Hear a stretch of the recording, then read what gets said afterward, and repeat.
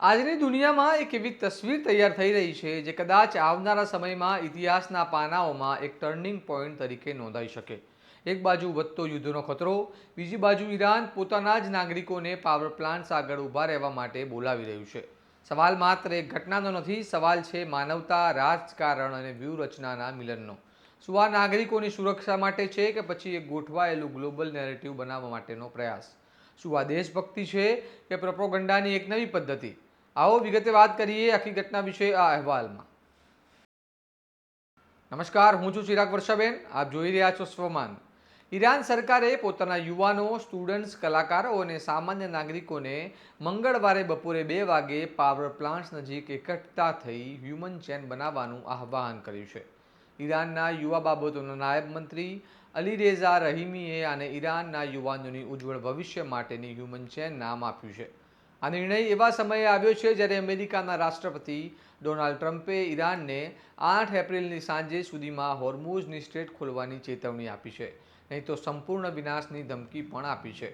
ઈરાનનો દાવો છે કે આ પાવર પ્લાન્ટ્સ જાહેર સંપત્તિ છે અને તેના પર હુમલો કરવામાં આવે તો તે સીધું વોર ક્રાઇમ ગણાશે. રહીમીએ સ્પષ્ટ કહ્યું કે જાહેર ઇન્ફ્રાસ્ટ્રક્ચર પર હુમલો કરવો એ યુદ્ધનો ગુનો છે. પરંતુ અહીંથી ચર્ચા વધુ ગંભીર બની જાય છે, કારણ કે આંતરરાષ્ટ્રીય વિશ્લેષકો આ પગલાંને માત્ર એક શાંતિપૂર્ણ વિરોધ તરીકે નથી જોઈ રહ્યા. ઘણા નિષ્ણાતો તેને હ્યુમન શિલ્ડ સ્ટ્રેટેજી, માનવ ઢાલની વ્યૂહરચના તરીકે પણ વ્યાખ્યાયિત કરી રહ્યા છે.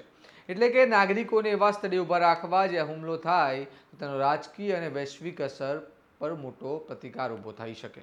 આ ઘટનાના 3 મોટા એંગલ સમજવા જેવા છે. પ્રથમ, જો અમેરિકા કે કોઈ અન્ય દેશ આ ઇન્ફ્રાસ્ટ્રક્ચર પર હુમલો કરે અને ત્યાં નાગરિકો હાજર હોય તો આંતરરાષ્ટ્રીય સ્તરે વોર ક્રાઇમનો નેરેટિવ વધુ મજબૂત બનશે.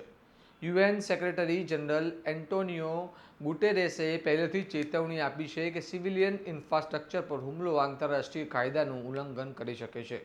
બીજું, આ આંતરિક રીતે લોકોમાં એકતા, રાષ્ટ્રવાદ અને ભાવાત્મક જોડાણ વધારવાનો પ્રયાસ પણ હોઈ શકે. રહીમીએ પોતે કહ્યું કે આ યોજના યુવાનો, વિદ્યાર્થીઓ અને કલાકારોએ પોતે સૂચવી હતી, જોકે આ દાવાની સ્વતંત્ર પુષ્ટિ થઈ નથી. અને ત્રીજું, આ એક પ્રકારનું સાયકોલોજીકલ વોરફેર છે, જ્યાં હુમલો કરનાર દેશ માટે નિર્ણય વધુ મુશ્કેલ બની જાય છે કારણ કે તેની વૈશ્વિક છબી સીધી અસરગ્રસ્ત થાય છે.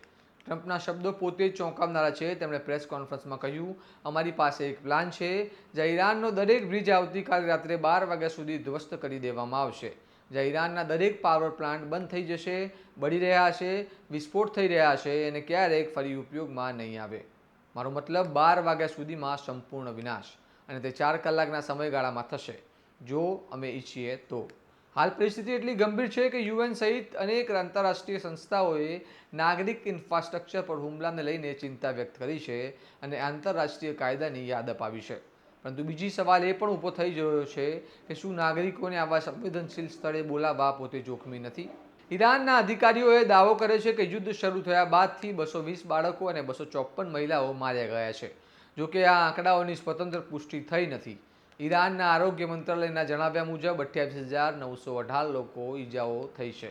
અને આ માત્ર ઈરાન અને અમેરિકાનો મુદ્દો નથી, આ આખી દુનિયા માટે એક ટેસ્ટ છે કે યુદ્ધ માત્ર હથિયારોથી જ નહીં પરંતુ નેરેટિવ, માનસિક દબાણ અને માનવ શૃંખલાઓ દ્વારા પણ લડાઈ શકાય છે.